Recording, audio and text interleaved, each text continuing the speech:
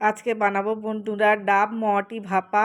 এখানে আমি মোয়াটি মাছে একটু লেবুর রস দিয়ে দিচ্ছি। লেবুর রস না থাকলে মানে ভিনিগার দিলেও হবে। দিয়ে দিলাম হলুদ গুঁড়ো, লঙ্কার গুঁড়ো, ধনের গুঁড়ো আর লবণ আর কাঁচা তেল, সর্ষের তেল দিয়ে দিয়ে মাখিয়ে নিলাম। একটা মশলা করে নিচ্ছি, সর্ষে, পোস্ত, জিরে আর আদা। এটা বেটে আবার মেখে নিচ্ছি আর দিয়ে দিচ্ছি এই ডাবের জল।